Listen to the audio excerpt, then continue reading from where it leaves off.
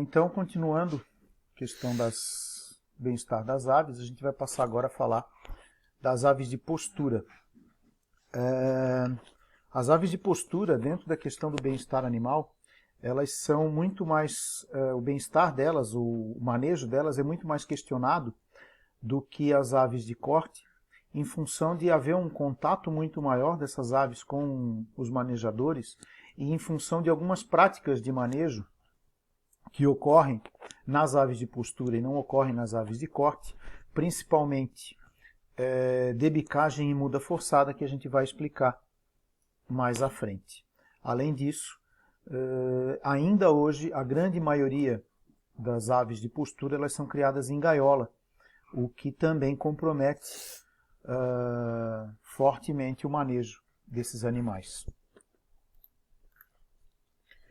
Em relação às condições de ambiente e de higiene, as instalações, assim como das aves de corte, elas devem prover um fluxo contínuo no ar, né, ar fresco, para melhorar as condições de ventilação desses animais, desse ambiente, para promover a renovação do ar, minimizando, consequentemente, os níveis daqueles gases contaminantes que a gente conversou anteriormente, que seriam amônia, dióxido e monóxido de carbono, que também são nocivos para as aves de postura, e também a poeira. Tá? Então, da mesma forma como nas aves de corte, existe a necessidade de haver um sistema de ventilação adequado para evitar o acúmulo desses gases.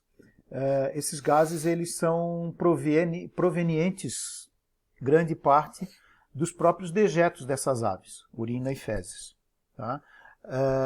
Além disso, especificamente no caso das aves de postura, deve haver uma preocupação com relação a ruído. Barulho intenso e ruído constante deve ser evitado nessas aves para evitar a perturbação delas. Não que nas aves de corte elas não se sintam perturbadas, é a mesma espécie, o comportamento é muito parecido. Porém,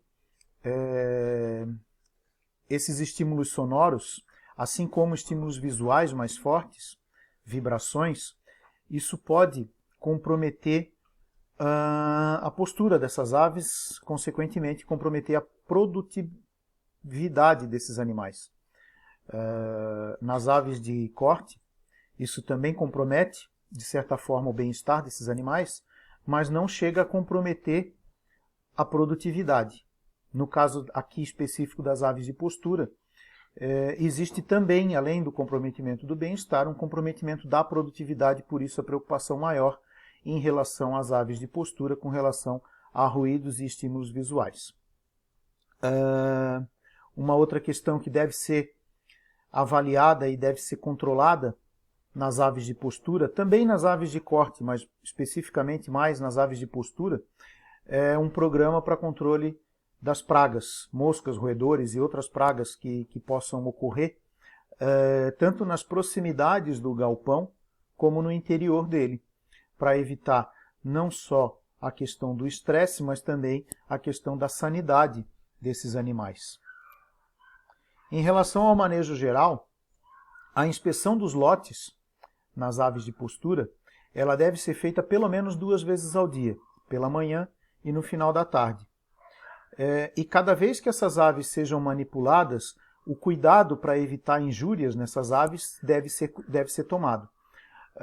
Ao contrário das aves de corte, que são praticamente só manipuladas no momento da apanha para o transporte, para o abate, as aves de postura elas são muito mais manipuladas do que as aves de corte. Então essa manipulação ela tem que ser cuidadosa e sempre respeitando uma técnica que deve ser sempre adequada para evitar injúrias nessas aves. Essa técnica, então, consiste no momento da remoção dessas aves, elas devem ser seguradas com as pernas juntas e levadas junto ao corpo de quem está manejando. segurando as asas para evitar que elas movimentem essas asas, que elas batam as asas para tentar fugir e possam eventualmente se traumatizar. No caso das aves que são alojadas em piso, se recomenda que a apanha seja feita pelo dorso do animal, ou seja, pegar as aves no dorso, juntando as asas no momento da apanha.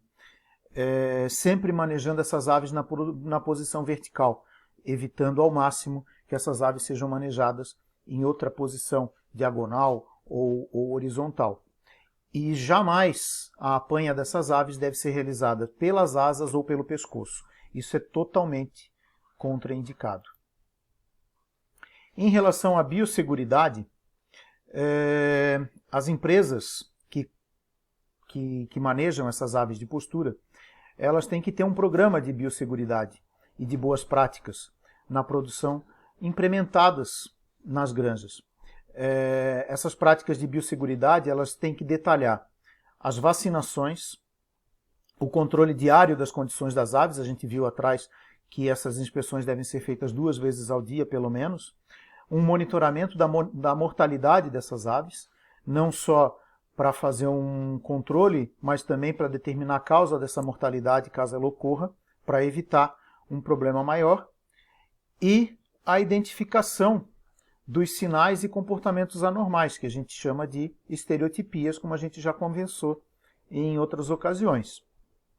Fazendo um controle, tendo um programa de controle dessas 4 situações, se consegue fazer uma avaliação melhor dessas aves e evitar problemas, tanto sanitários como de comportamento dessas aves. E, obviamente, deve-se tomar medidas para prevenir essas ocorrências e evitar o sofrimento desses animais. Em relação ao sistema de criação em gaiolas, existem algumas recomendações. É um sistema que hoje em dia está contraindicado, tem sido evitado a criação das aves nesse sistema de criação em gaiolas, mas ele ainda é aceito e ele ainda existe. A densidade de alojamento dessas aves, ela deve permitir o movimento natural delas, assim como tem que ter um espaço para que todas elas possam se deitar ao mesmo tempo, sem que elas se amontoem umas sobre as outras. Uma outra questão que deve se preocupar com relação à densidade dentro dessas gaiolas é que elas devem ter livre acesso a comedouros e bebedouros. Elas não podem, assim como nas aves de corte, ter que disputar o espaço para acessar comedouros e bebedouros, para evitar lesões, para evitar problemas de manejo em relação a essas aves. Em relação à criação em pisos com cama, a gente vê nessa imagem aqui a diferença, né? Existem os espaços como se fossem as gaiolas anteriores, só que elas são abertas. Isso aqui são espaços, são os ninhos, onde essas aves vão entrar para fazer a postura dos ovos. No geral, elas ficam num ambiente aberto, semelhante ao ambiente das aves de corte, com muito mais liberdade para se movimentar, liberdade para exercer o comportamento natural da espécie, com muito mais bem-estar do que nesse caso aqui, em que elas ficam restritas a um espaço muito pequeno, simplesmente se alimentando, tomando água e botando ovos. Então esse sistema de criação de piso com cama é o sistema, levando em conta o bem-estar, o mais indicado, o mais adequado. Nesse sistema, as aves também têm que ter espaço suficiente para se movimentar, para poder bater as asas, que é uma coisa que dentro da gaiola elas não conseguem, poder se empoleirar. Aqui deve haver poleiros para que elas possam subir. Aqui tem, ó, né? Vocês podem observar aqui as aves aqui em cima do poleiro, aqui em cima também. Ou se deitar sem dificuldade, sem se amontoar também. Comedouros e bebedouros acessíveis em quantidade suficiente, sem induzir competição, isso em todos os sistemas de criação.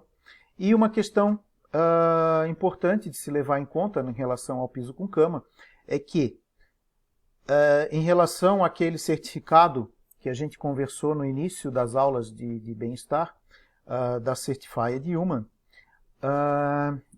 esse sistema ele só certifica aquelas aves que sejam criadas fora de gaiolas. O sistema de criação em gaiola não permite a certificação desse estabelecimento. Então, se um produtor ele tem intenção, que trabalha com ave de postura, de ter o certificado da Certified Human, ele precisa modificar o sistema de criação dele para piso com cama, porque não é aceito por essa entidade a certificação de manutenção desses animais em gaiola. O manejo da cama, no caso, claro, da criação do sistema com cama, né?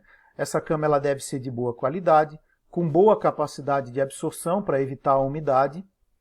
O material da cama tem que proporcionar o conforto e a higiene para essas aves, e ele deve estar sempre seco, solto e limpo, para manutenção da sanidade, do bem-estar, para permitir o comportamento natural da espécie, que vocês sabem que um dos comportamentos naturais da espécie é o ciscar.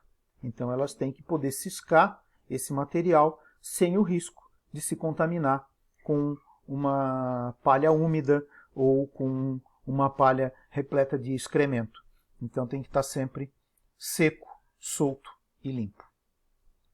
No caso de haver o uso de estrados de madeira, de alambrado ou plástico, esses devem ser mantidos corretamente, sem pontas, sem falhas, sem quebras, para evitar lesões na estrutura corporal dessas aves. A cama ela deve ser monitorada com relação à umidade, de forma que não exceda a 35% de umidade. Mais do que isso não é tolerado, porque acima de 35% de umidade vai permitir acúmulo de mofo, acúmulo de fungos que podem ser prejudiciais à saúde desses animais, vai comprometer a sanidade. Então, não é tolerado, não é aceito o uso de cama que tenha uma umidade superior a isso. Os ninhos. No sistema de criação em piso, deve haver ninhos em número adequado de acordo com a linhagem que estiver alojada. Então, a quantidade de ninhos ela depende da linhagem de ave que está sendo adotada, que está sendo usada por esse produtor. Então, no momento de se fazer a colocação dessas aves ali, a quantidade de aves que vão ser colocadas, de acordo com os ninhos, tem que ser visto qual é o número indicado relacionado à linhagem que está sendo usada.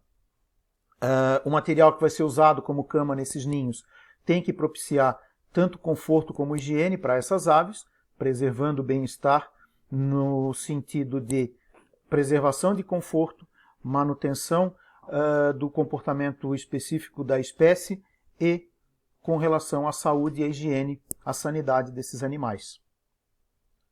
Sempre se deve optar por colocar esses ninhos de forma a favorecer o comportamento natural das aves e o conforto desses animais.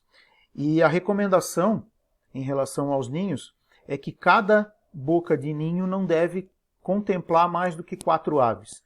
Então, se tiverem 100 aves no local, deve haver no mínimo 25 bocas de ninho para que essas aves possam fazer a postura dos ovos. Certo? Isso falando em sistema de criação em piso, não em gaiola, certo?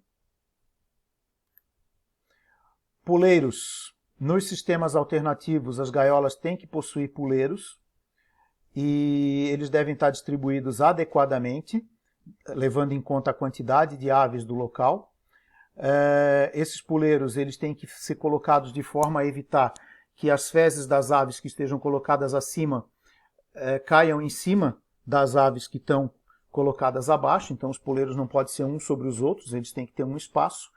E o espaço para cada ave no puleiro deve ter, no mínimo, 15 centímetros. Esse deve ser o espaço mínimo que cada ave deve ter para ficar repousando no poleiro.